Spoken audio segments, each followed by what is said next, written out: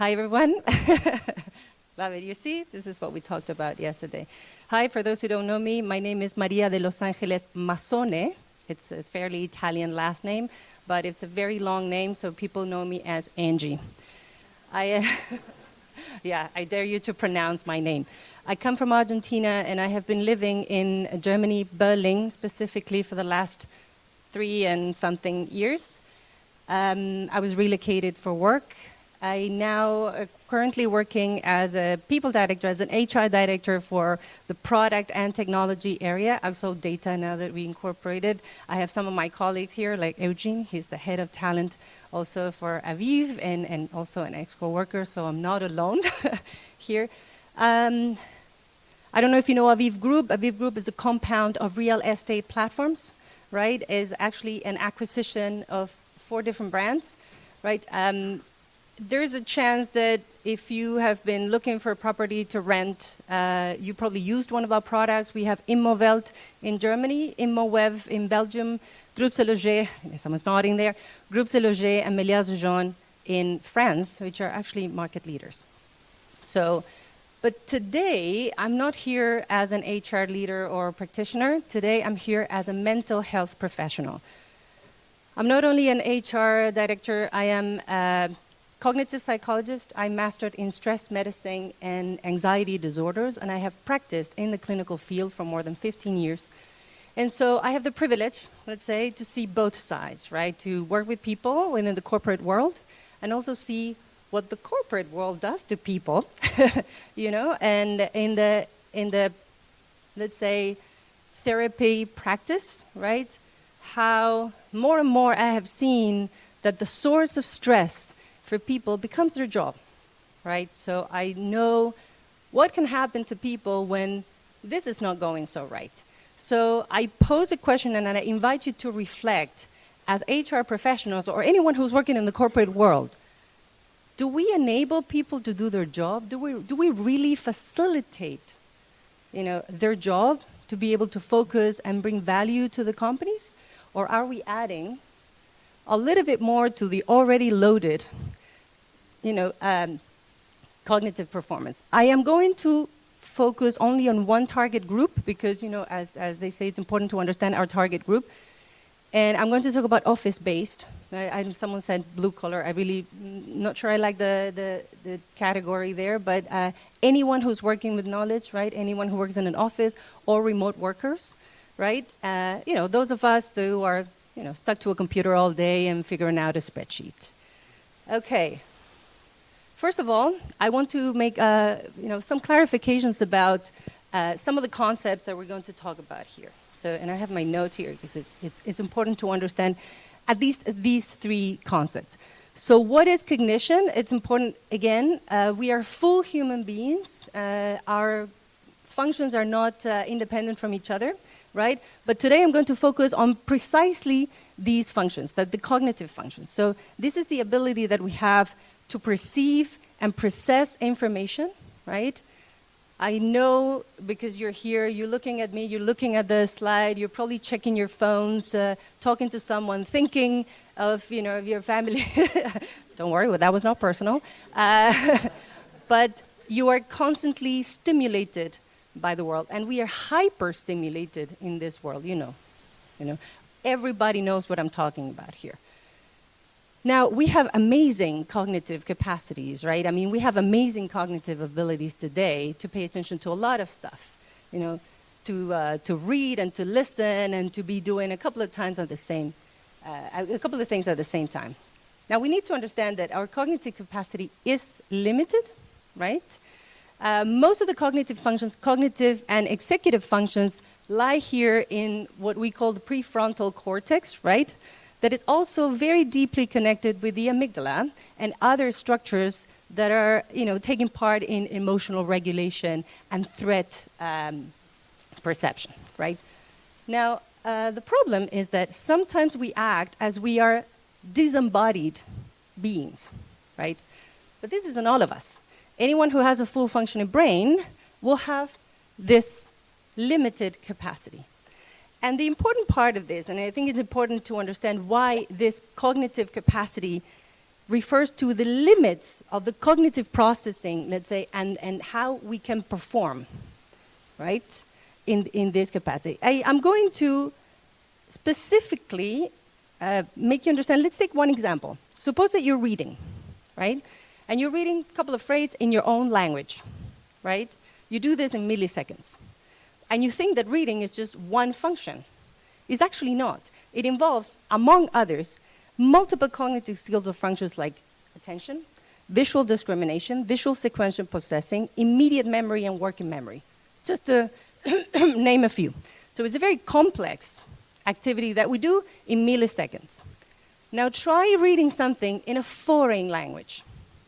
See how that works. So you will see and you will understand the different phases of how you decode whatever you're reading. Don't take my word on this. I want to do a little experiment here for you to understand how limited our capacity, our cognitive capacity is, right?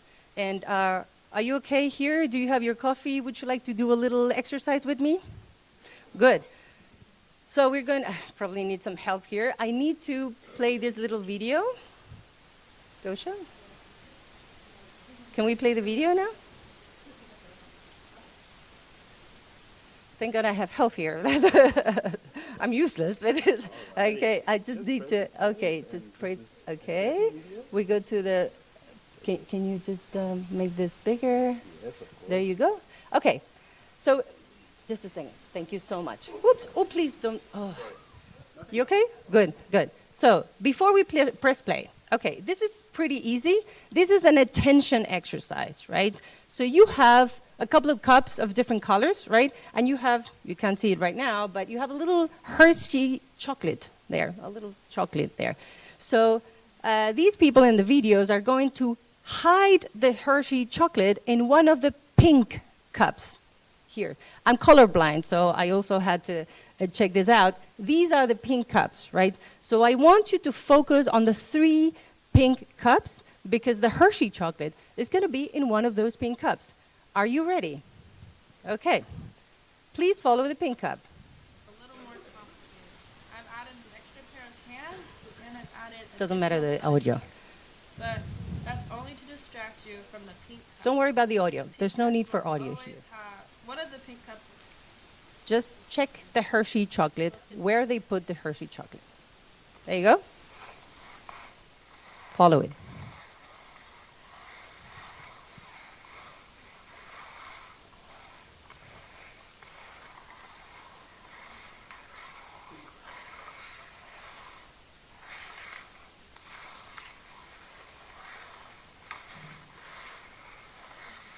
Just follow the pink cups. Follow the pink cups.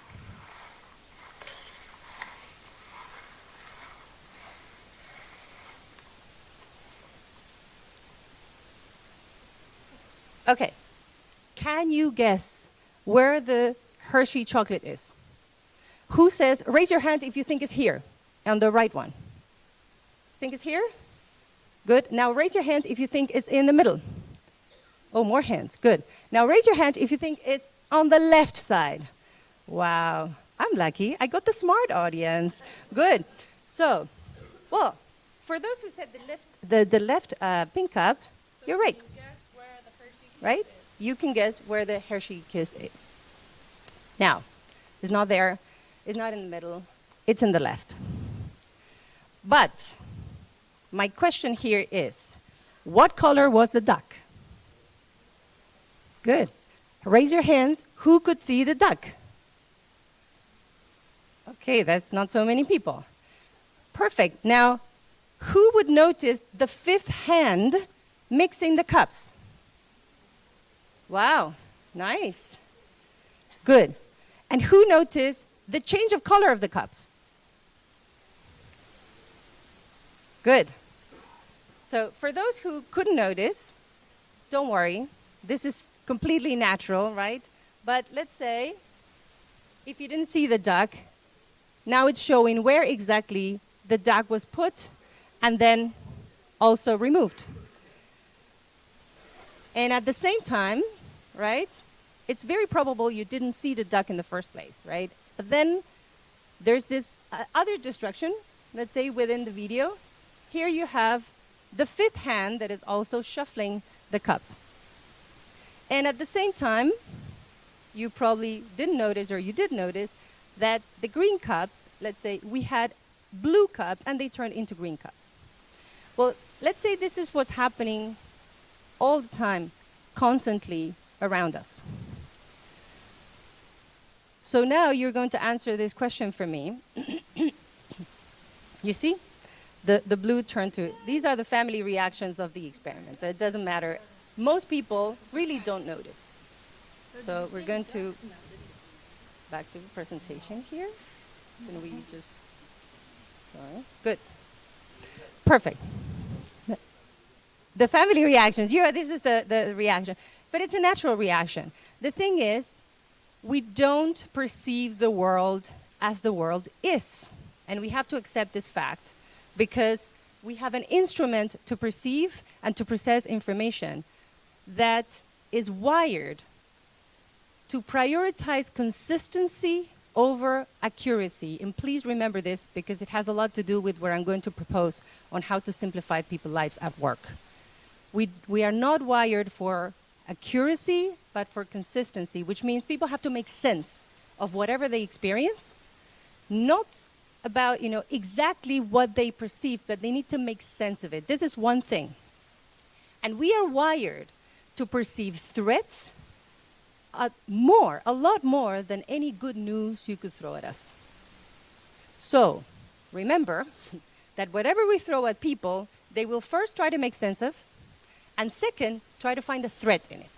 Because this is how we are wired in our brains. And I'm not going to delve into the neuroscience of this, but I strongly encourage you to explore a little bit. My specialization is stress medicine, but it's actually a fancy name for psychoneuroimmunoendocrinology, which is the science that mixes medicine with neurology and helps us understand how, first, we are a body. We don't have a body, we are our body. And how our systems are so deeply intertwined, right? Not only your nervous system, but your endocrine system, your immune system. Everything is connected, way more than you think. Okay, let's move on this. So what are the variables? I'm not going to delve into the neuroscience. I just want you to focus on the cognitive capacity and why the cognitive load, which is the amount of information that we are capable of processing at the moment, right? Simultaneously. We have some individual differences, of course. Some people can take more, some people can take less, right? Assuming we are all fully functioning. And we have some intra-individual differences, which means on a day you had your coffee, you're relaxed, and you went to work, you're fully functioning and you're energized, and then you will take more and process more. Then on a day you didn't sleep well, your kids just walked all over you, and you have to get to work all tired or exhausted. So we work constantly with an environment that is bombarding us with information, right? You read your email, you have, Slack or Teams, or, you have your Zoom calls. You have to get to the office, there's traffic, or not, you're working from home, but then, you have your kids or you have your pet, or whatever rituals you have at home and rituals you have at work. Okay, now let's go to the problem here. We all know this problem. We have a problem of productivity today, presumably. I do believe there's a lot of interests around to say that people are not productive in remote work. I say it's bullshit, but that's a different thing. That's my personal opinion. The truth is, we multitask at work constantly, right? We receive emails, we receive instant messaging, we have a lot of meetings, we need to do some focus work, we have a lot of spreadsheets, too many of them, right?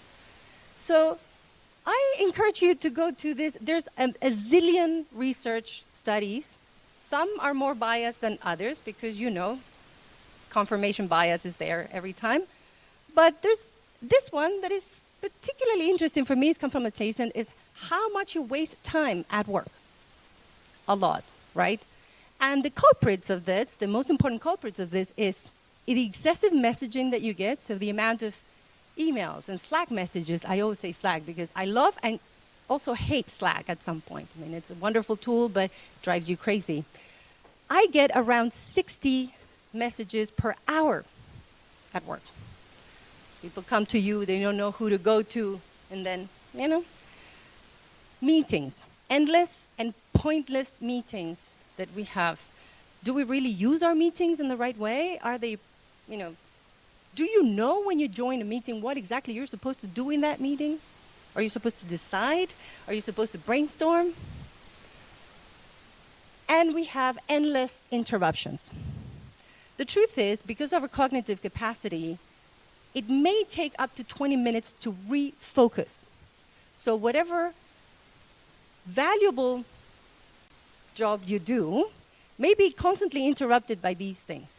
So how much of your time, and I invite you to think of this, how much of your time during the day you are producing value?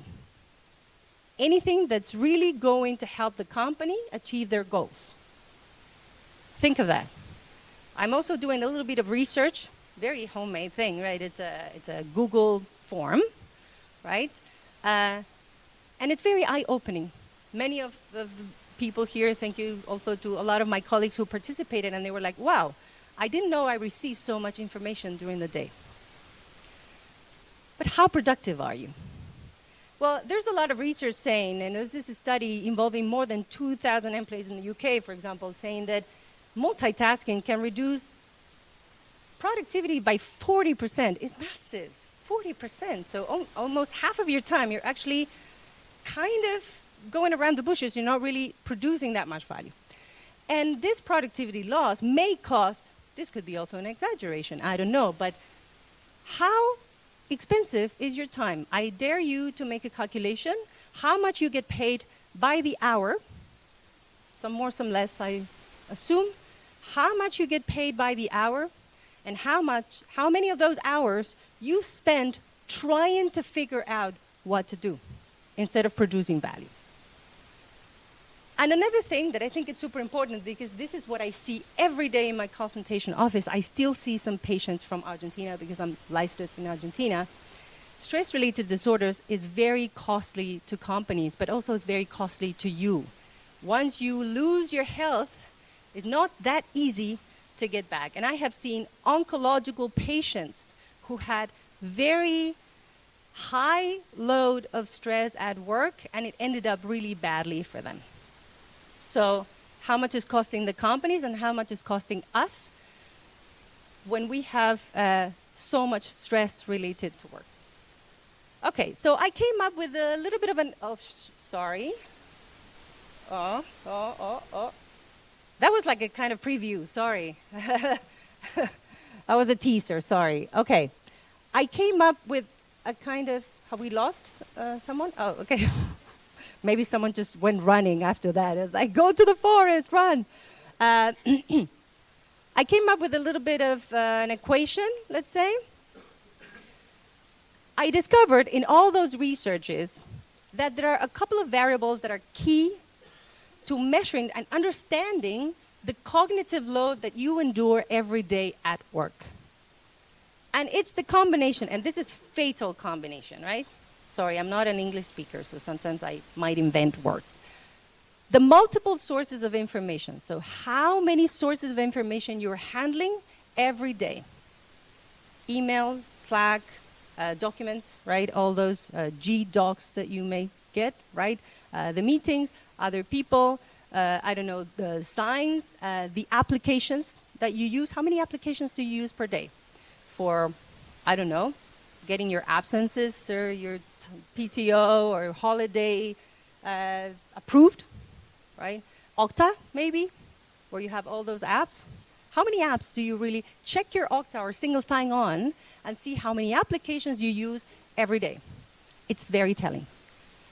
And then it is combined with either unclear, messy startups, scale-ups kind of processes, or very bureaucratic, complicated processes. It works the same way, right? Which means if you're in a very small startup who's mainly chaotic, let's say, has no processes, no procedures, no policies, and and everything is kind of blurred and you don't know who decides on what, cognitive load is high. And if you work in a super duper corporation, I worked for Accenture, so huge corporation where everything is stipulated, but still so bureaucratic that it's exhausting just to get one thing done. High cognitive load too. And it's very easy to know this is directly proportional to the loss of productivity. So if you have multiple sources of information and unclear or very complicated bureaucratic processes and ways of working, you have high cognitive load and you have decrease of productivity. It's a very simple equation, and I encourage you to analyze that in your own organizations. Now the thing is, what do we do with this? And the problem is that this is heavily underestimated. We talk a lot about learning programs, right? We talk a lot about engagement surveys, right? And we do a lot of assessing and data. Now I'll ask you a question here.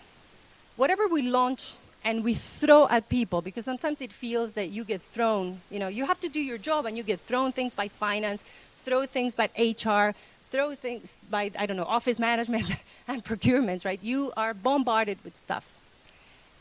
Is this stuff helping you to do your job or just adding more load to what you already have, right?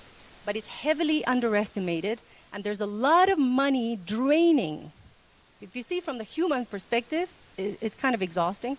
If you see it from the business perspective, it's draining a lot of money out of the company's pocket. Believe me, I've seen it. During 20 years of HR work, I've seen it. The amount of money that you waste in these things. And it's heavily underestimated. Nobody's investing in this. I encourage all organizations to invest in this, in two principles. And these are the principles that I call PS, or PS. Wake up, right? You need to prioritize. It's very important in a highly hyper-stimulated environment where you have lots of things, multiple sources of information, and so much to process. You need to prioritize. And prioritize means do only what matters, what is adding real value and helps the company reach their goals. How do you know that? What are your goals? So I don't think any organization can actually function really well if you don't have any kind of goal-setting framework. Call it OKRs, fast goals, priorities. Do you know where the company's heading? And I was hearing some of on the presentations, like Ingo, for example, it's like, you knew where you were going. Give a North Star, something, then people can understand, okay, what is important for me right now? Oh, going here, doing this, this, and this. And please, don't go to 10 different OKRs. That doesn't work. 3 to 5. Something that is precise, something that people can retain. Do you know that the average cognitive capacity for a human adult is just retaining 4 items? Because our short-term memory is a lot smaller than we think. This operating, let's say we are a computer. We're not. We're a very complex organism. But let's say we are like a computer. Our RAM memory sucks, right? It's not a quantum computer. It's just a very small, like a Commodore 64 kind of computer. Ah, you know. Yeah, I'm not the only one who's from the 70s here. Okay, good. So you do only what matters. Goals. Set goals, priorities. 3, 4 things that are important for the company and that everybody can relate to. You have a line of sight. Whatever you do, you're an accountant, you're a developer, it doesn't matter what you do. If you don't understand how you contribute to the company's goals, then you're kind of lost. It's very easy to get lost in all of this. And then simplify.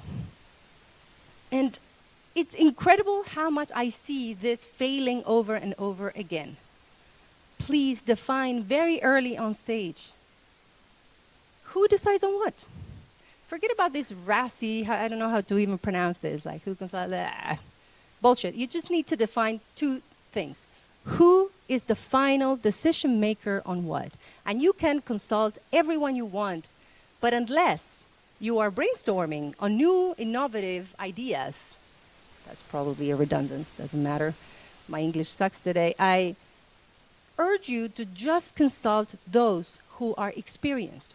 Who you are consulting when you are co-creating something, when you're creating a policy, a procedure, whatever you're creating, if it's in HR or if it's in I don't know, cybersecurity, right? Who do you consult? Do you consult everyone in the company? If you need an open heart surgery, do you go to a mechanic? No, you go to a surgeon who has done that before. So simplify your life and be very clear on who decides on what and who is consulted on what. And communication becomes very simple. Empower people to drive end-to-end results once you have defined that, right? Who's the final decision maker or what, who's consulted. And then streamline your resources. You have to limit the amount of information sources that you throw at your employees every single day. We're going to dive a little bit deeper onto this. So I would encourage, let's say, again, this is not a silver bullet, but I think it would help a lot, that we use these two principles in 3 areas at least. Then you can apply that to any other area you want. First of all, knowledge management. And why knowledge management is important. And this is not only for office-based workers. For anyone who works in a factory, in a logistics warehouse, whatever, people need to understand what to know to do their job, right? Can you imagine someone who is distracted while using a chainsaw? That could end up really badly. So invest in your knowledge management. Have, one dedicated person who understands how to integrate information, how to make it accessible to your people. Do you need a big investment on that? Not really. If you think, for example, you buy an intranet with a powerful search engine, it's going to cost you around $80K per year, which is like a mid-level developer, right? I mean, it's not that much of an investment. But suppose you cannot invest on that because you're a smaller startup.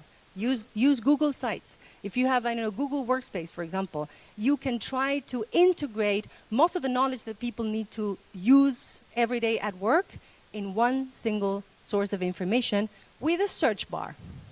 It's very easy. It could be even for free if you look for the right tool.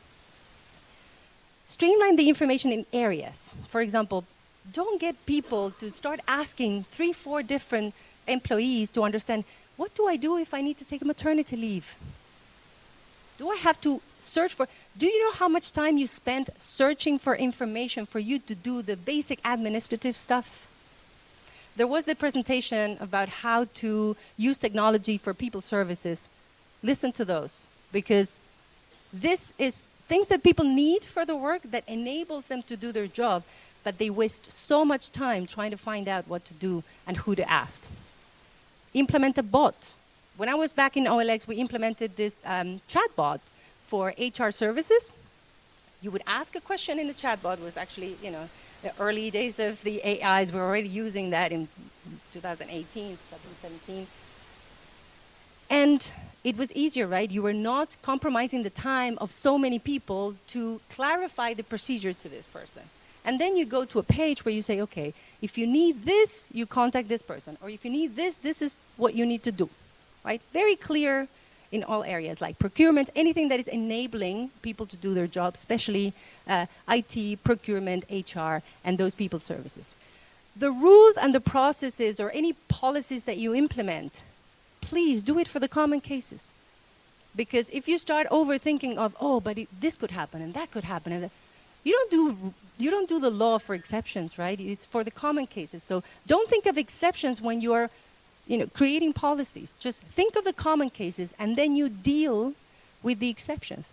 Same with benefits. If you implement benefits for the common employee who doesn't misuse or abuse of the system. You're not going to deprive your employees of benefits because there's 2 or 3 who are abusing of them. Just deal with the abuser, right? So same with however policies and procedures you implement. There's a lot more of this. I don't want to bore you, but you get the gist of it, right? Communication. I have never seen someone who didn't say, we have a problem of communication in the company. is so common that we kind of got used to it. It's like, yeah, it's a communication problem. Back to my job. Yeah, we kind of naturalize that we have communication problems, but we don't have to, right? So, again, invest a little.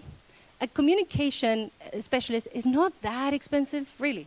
It's a lot less than a developer, that's for sure. So get this person to have a minor framework. This is something, Georgia, you know what I'm talking about. It's like, just to define what means of communication you use for what.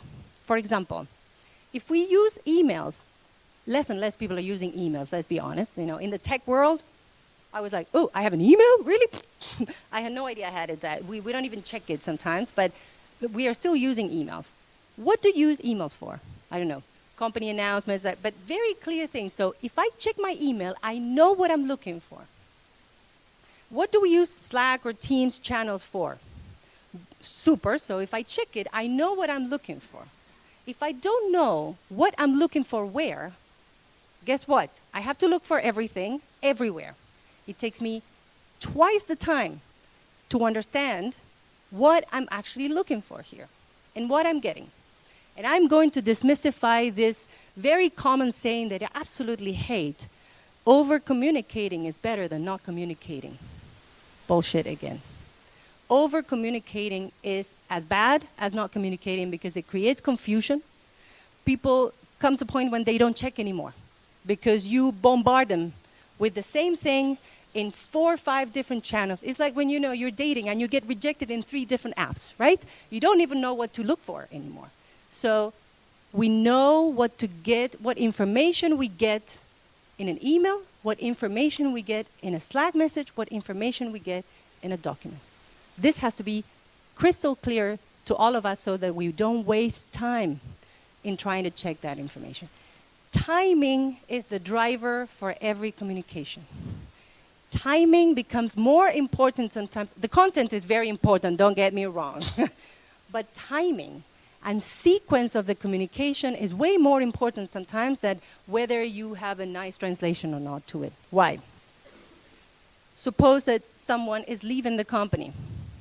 There's the right sequence or an ideal sequence that you have to follow. Because guess what? People talk. And things are not as confidential as you think, especially salaries and benefits and things like that. So if you communicate to a certain population in the company and you don't have the right sequence to communicate the rest of the population, guess what? As soon as you act here, any person here will talk to another person, and guess what? They will come with a claim like, oh, I was not informed of this. So have a little template. Very important. If you don't want to invest in an expert, okay. Have one template for the whole company to understand what's the sequence of the communication of an action that you're doing. For example, if someone's leaving the company, very, very concrete case. And it's happening a lot lately because companies are downsizing. So the timing and the sequence of communication is something you need to have as a tool. Have a plan, have a template. Who you communicate, when, where, in Slack, in email, in an all hands. And please let not how do you say that in English? Multiplicate. Am I doing this right? Multiply? Multiply rituals. How many all hands do you have in your company? Be honest here. How many all hands? Do you really need to have so many all hands? Isn't it better to have like one all hands for the whole company once a quarter, and then maybe in your area, an all hands? So we are multiplying communication, over-communicating, confusing people to their toes. And please proofread whatever. If you are communicating something to one team, yeah, let's say that the error margin, it's acceptable. Because you can go one-on-one with your team and say, hey, you know what, I said this, but I actually meant this. But if you're communicating to the whole company, you need to proofread. Because sometimes we're using languages that are not our own. For example, I'm forced to speak English in my work, but I'm a Spanish speaker, so I may not be super, good at English. So I work in a company that is mainly like French, German, and Dutch, right? And so we are all making an effort in trying to speak English. And that's more cognitive load. Do you think it's the same? No? like a Modern Family. Do you know how smart I am in Spanish? Well, the truth is, speaking a different language takes a lot more energy than speaking your own language, right? So proofread whatever you're sending when you know it's not the native language of the people who are receiving it. And third, and I think, am I good with time? Sorry, I tend to, well, okay, I'm trying to, this is the last one, don't worry, you'll get rid of me in 3 seconds. Workload. I think it's important to structure your workload in a way that you become more effective and you don't lose productivity in those gaps.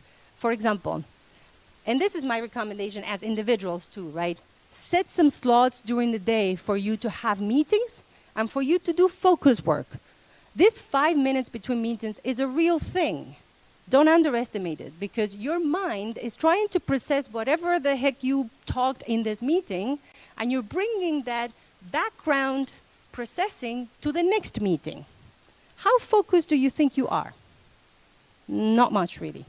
So I really urge you to take at least a couple of minutes between one conversation and the other conversation, because your mind is still trying to make sense of whatever you talked in the previous one. That's one. Second, limit the topics of a meeting. Have you ever had the feeling that, hey, we're talking about everything and nothing here? We're trying to solve everything and we solve nothing, right? We took too many things at the same time. Focus your interactions. What are we going to talk about? What do we expect everyone participating in the conversation to do? Do we need to decide? Am I informing you of something? Or I'm asking you to participate so that we can make a decision. The purpose of the interaction has to be super clear to everyone. I'm sure you had the experience to join a conversation and say, what am I supposed to do here? Right? It's very common. It's too common. And I think we need to cut that, because it's a huge waste of time. You can calculate how much wasting you have by calculating how much you get paid per hour and how much time you waste during the day. So that's the cost for you and the company.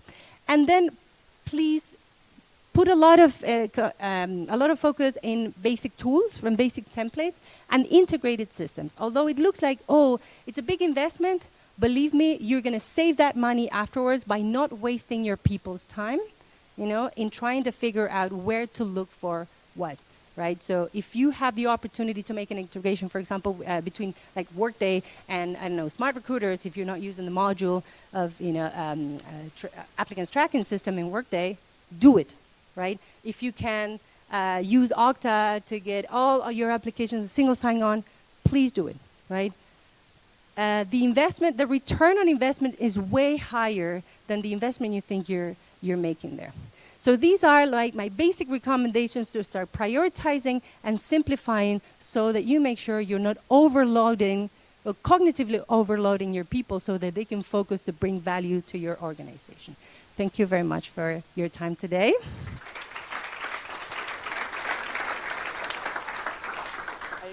Thank you very much. It was very interesting. A lot to think about, I think, a lot to talk about. A lot of questions probably also for the speakers. So, no,